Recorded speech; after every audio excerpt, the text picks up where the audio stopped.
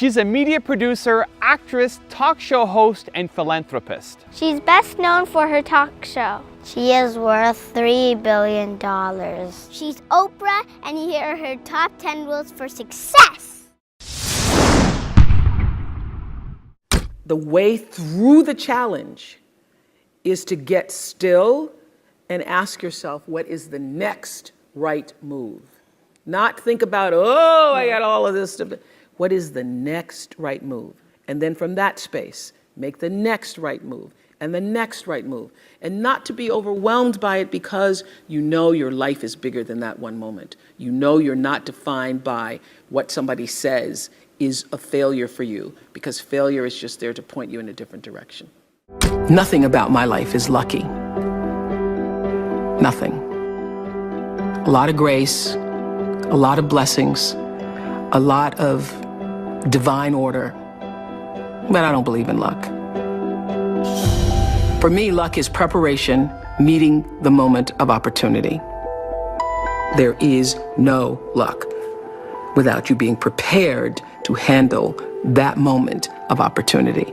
And so what I would say for myself is that because of my hand and a force greater than my own, I have been prepared in ways that I didn't even know I was being prepared for.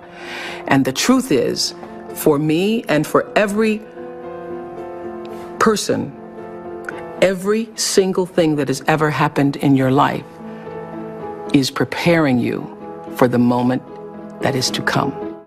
You don't have to hold yourself hostage to who you used to be or anything you ever used to do.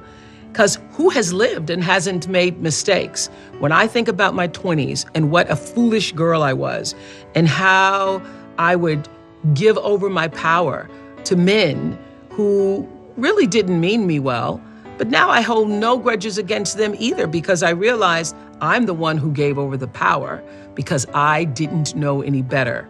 And now that I know better, I know I don't have to do that again.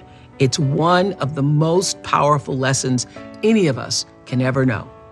I say to my girls all of the time that your real work is to figure out where your power base is and to work on the alignment of your personality, your gifts that you have to give, with the real reason why you're here. That's the number one thing you have to do, is to work on yourself and to fill yourself up and keep your cup full. Keep yourself full. Now, I used to be afraid of that.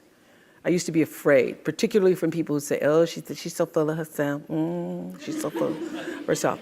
And now I embrace it. I consider it a compliment that I am full of myself. Because you only when you're full, I'm overflowing, my cup runneth over.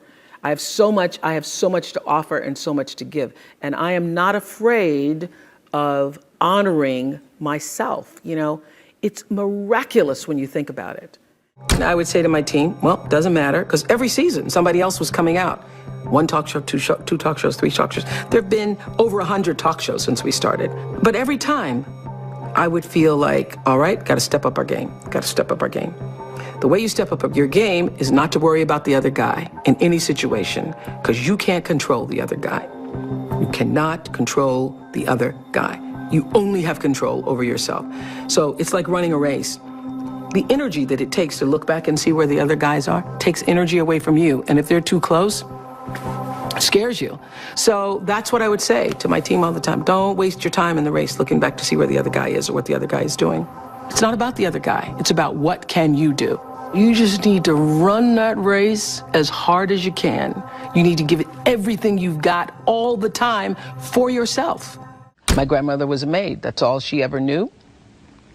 The only real expectation she held for me was that I would one day become a maid and, in her words, have some good white folks, meaning people who would not speak negatively about me, who would allow me to take food home, who would be good to me, would treat me with some level of dignity and respect. That was my grandmother's dream for me.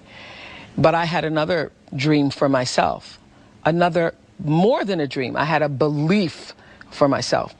And I remember watching her hang out clothes on a line one day and say to me, you have to watch me, Oprah Gail, because one day you'll have to do this for yourself.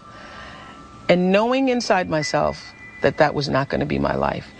Don't know how I knew it, other than that thing that we all have, intuition or an instinct that said, no, this will not be my life. But because I sensed that and was connected to that, and I remember it was a very still moment. It was quiet, and I was still, and I was watching her. I could see her right now with the clothespins in her mouth and putting them on the line and seeing the breath, because it was cold, the moisture coming from her lips. And I knew that that would not be my life. I knew that I will not be hanging clothes on a line in a backyard in Mississippi. So I was either 4 or 5 years old. And that belief that that would not be my life is what I held on to for the longest of times. I just, no matter what, believed that there was something bigger, greater, more for me. I always understood that there really was no difference between me and the audience. At times I might have had better shoes, but at the core of what really matters, that we are the same. And you know how I know that? Because all of us are seeking the same thing. You're here at this fabulous school, and we'll go out into the world and each pursue based upon what you believe your talents are, what your skills are, maybe your gifts are, but you're seeking the same thing. Everybody wants to fulfill the highest, truest expression of yourself as a human being. That's what you're looking for. The highest, truest expression of yourself as a human being. And because I understand that if you're working in a bakery and that's where you want to be, and that may be what you've always wanted to do, is to bake pies for people or bake cakes for people or to offer your gift, then that's for you. And there's no difference between you and me, except that's your platform. That's your show every day. So my understanding of that has allowed me to reach everyone. To reach everyone. And there's no way that you wouldn't, because that's what I truly feel. A lot of people don't know their purpose. And if you don't know your purpose, your immediate goal is to figure that out, because otherwise you're just wandering around here. So the moment you can figure out what it is you're supposed to be doing, the sooner you are able to get about the business of doing that. My life is fueled by my being, and the being fuels the doing. So I come from a centered place. I come from a focused place. I come from compassion. It's just my nature. I come from a willingness to understand and to be understood. Right. And I come from wanting to connect. I mean, the secret of that show for 25 years is that people could see themselves in me.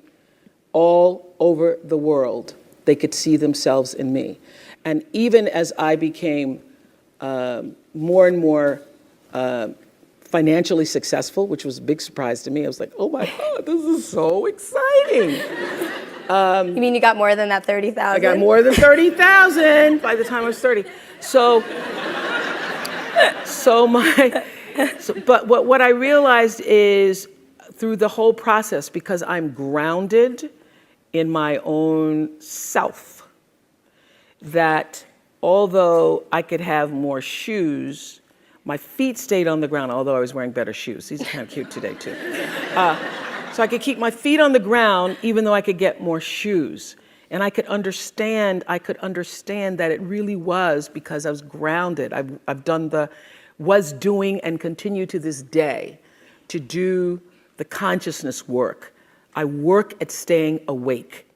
Dear beautiful brown-skinned girl. And I use the word beautiful because I know that's never a word you would call yourself. I look into your eyes and I see the light and hope of myself. In this photo, you're just about to turn 20, posing outside the television station where you were recently hired as a reporter.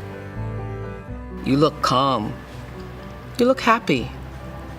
But I know how scared you are. If I could say anything to you, it would be relax. It's gonna be okay, girl. Thank you guys so much for watching. I made this video because Valerie Brown asked me to. So if there's a famous entrepreneur that you want me to profile next, leave it in the comments below. I'll see what I can do.